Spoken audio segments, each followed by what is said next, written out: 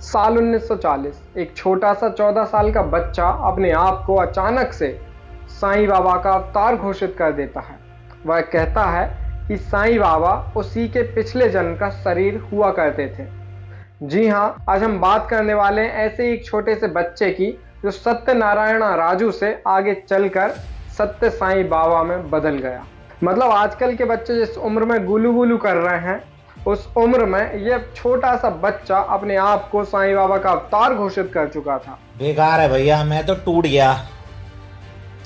गया मैं तो। अब बताओ यार, पहले वाले बच्चे भी तरक्की कर गए, आज वाले बच्चे भी तरक्की कर रहे हैं। हम ना तो भगवान का अवतार हो पाए और ना ही कन्हैया बन पाए। विधायक, मंत्री, संतरी, प्रधानमंत्री, एक्टर, एक्ट्रेस सभी लोग इसके मुरीद हुआ करते थे और यह बाबा मुरीद था विदेशी लड़कों का। अरे रुको जरा, सब्र करो, बताएंगे पूरी बातें तफसील से, आराम से। मेरा ये चैनल सब्सक्राइब करें। जय हिंद दोस्तों, मैं निखिल।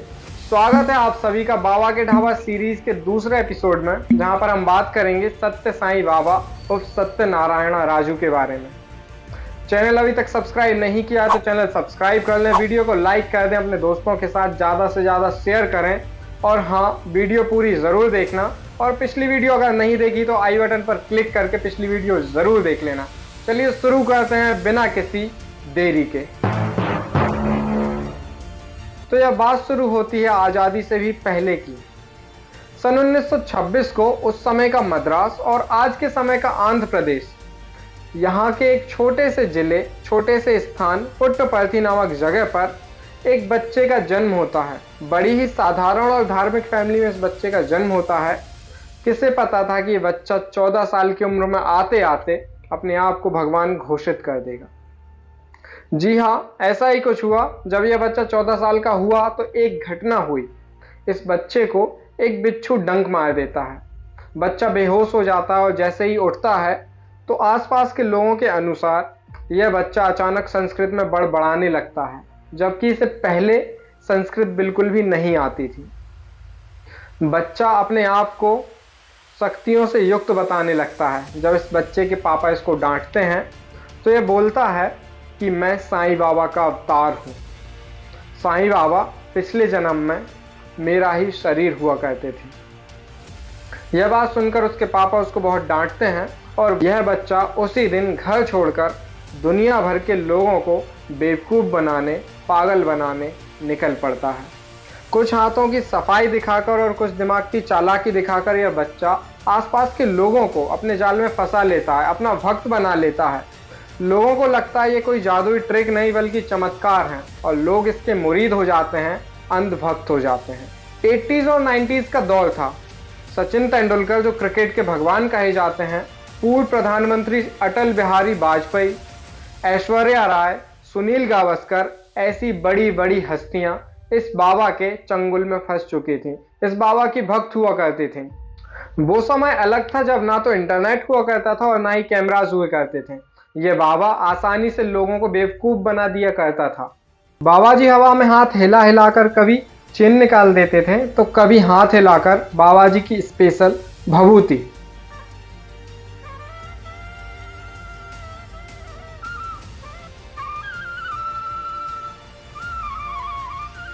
लेकिन सत्य साईं बाबा की सच्चाई तब सामने आई जब दूरदर्शन के एक प्रसारण में इसकी हाथों की सफाई को एडिटर द्वारा आसानी से पकड़ लिया गया।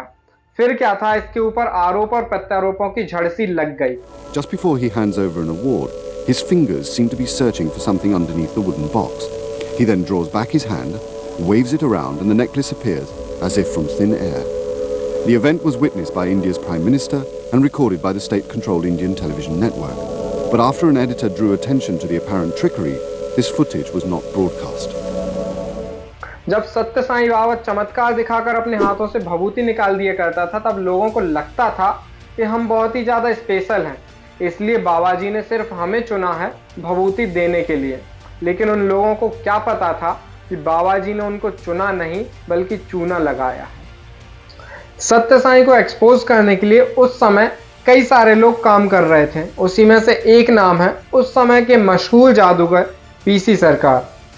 पीसी सरकार ने सत्य साईं से मिलने के लिए कई सारी अर्जियां दी, लेकिन उनकी सभी अर्जियों को खारिज कर दिया गया।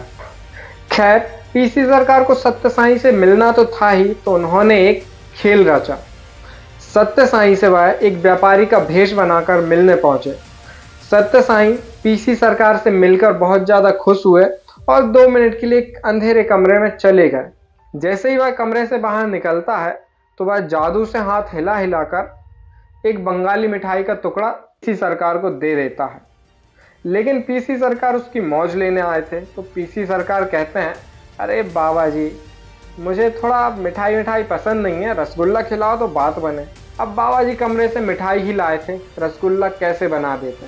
जबकि पीसी सरकार जब बाबा अंदर गए थे तो सामने रखे रसगुल्ले को हाथों में छिपा लिया था और अपनी हाथों की सफाई दिखाकर रसगुल्ला उनके सामने प्रकट कर दिया।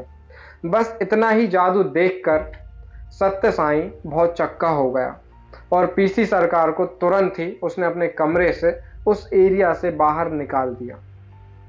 पीसी सरकार ने कई कोशिशें की ताकि लोगों में जागरूकता आ सके, लोग समझ सकें कि सत्य साईं कोई साईं बाबा का अवतार नहीं है, यह एक नॉर्मल सा जादूगर है या नॉर्मल से नीचे का जादूगर है। खैर, कुछ लोग तो पीसी सरकार की बात मान गए, लेकिन कई सारे लोग अभी भी ऐसे थे जो सत्य साईं के भक्त बने पड़े थे, मतलब अपने पैरों पर कुल्हाड़ी मार रहे थे। बाद में श्याम मानव जी, जो महाराष्ट्र में अंधश्रद्धा निर्मूलन समिति के अध्यक्ष भी हैं, उन्होंने भी सत्य साईं के फर्जीवाड़ा का खुलासा किया है। सत्य साईं बाबा जब उनके पास सामान्य व्यक्ति जाते हैं तो बड़े पैमाने पर वो भभूति निकालते हैं। ये भभूति निकालने के लिए वो हाथ घुमाते हैं, एकदम हाथ घुमाते घुमाते उनका हाथ आसमान में जाता है, मेरा भी हाथ आसमान में गया, मेरे हाथ में भभूति आ गई और फिर मैं भभूति निकालकर लोगों को बांट रहा हूँ।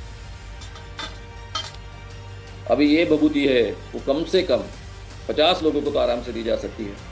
मैंने खुद मेरे कई प्रोग्राम्स में सैकड़ों लोगों को भभूति बांटी है, लेकिन किसी के ध्यान में नहीं आता था कि एक हाथ से दूसरे हाथ पे फटाक से ये चला गया है और मैं निकालकर भभूति बांट रहा हूँ। ये सत्य साईं बाबा का चमत्कार। इतने में ही सत्य साईं के आरोपों की झड़ रुकी नहीं थी कि विदेशी लोगों ने आक्रमण कर दिया। जी हाँ, सत्य साईं के ऊपर कई सारे विदेशी लोगों ने भी काफी गंभीर आरोप लगाए, यौन शोषण के आरोप लगाए। लोगों के अनुसार सत्य साईं लड़के और लड़की में भेद नहीं करता था, पर दोनों का बराबर रूप से शोषण किया करता था। लेकिन कई सारे लोगों का मानना है कि विदेशी लोग हमारी भारतीय संस्कृति और सनातन और हिंदू धर्म को टारगेट करने के लिए सत्य साईं को टारगेट कर रहे हैं। कई सारे लोगों ने इस बात को भी झुठला दिया। वैसे तो सत्य साईं ने कई सारी भविष्यवाणी की हैं, जिनमें से एक है कि वह 94 साल की उम्र तक जिएंगे और फिर उसके बाद शरीर त्याग देंगे। लेकिन सत्य साईं की मौत 2011 में 84 साल की उम्र में हो जाती है। इससे उनकी यह भविष्यवाणी गलत हो जाती है। उनकी दूसरी भविष्यवाणी थी कि उनका पुनर्जन्म कर्नाटक में होगा, जो कि अभी तक ऐसी कोई खबर नहीं आई है कि मैं सत्य साईं का तीसरा अवतार हूँ।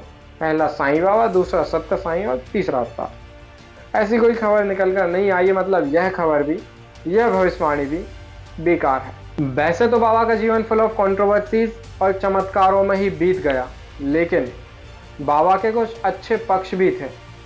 कई सारी यूनिवर्सिटीज़, स्कूल, हॉस्पिटल, कई सारे हेल्थ सेंटर बाबा द्वारा इस्टेब्लिश किए गए, लेकिन इन सभी के पीछे उसी पैसे का यूज़ किया गया है जो सत्य साईं ने आम जनता से लूटा था। मतलब आम लोगों से पैसा लूटो और उसका थोड़ा सा भाग आम जनता की मदद में लगा दो। यही था सत्य साईं बाबा का पूरा बिजनेस मॉडल। तो ये थे सत्य साईं बाबा और सत्यनारायण राजू, जिनका निधन 14 अप्रैल 2011 को पुट्टपर्थी स्थान पर ही हो गया था। वीडियो अगर अच्छी लगी तो वीडियो को लाइक कर दीजिए, चैनल को सब्सक्राइब कर दीजिए, अपने दोस्तों के साथ वीडियो को शेयर कीजिए। नीचे कमेंट बॉक्स में बताइए कि अगली वीडियो किस बाबा के ऊपर, किस ढोंगी बाबा के ऊपर बनाई जाए। जय हिंद, मिलते हैं नेक्स्ट वीडियो में। धन्यवाद।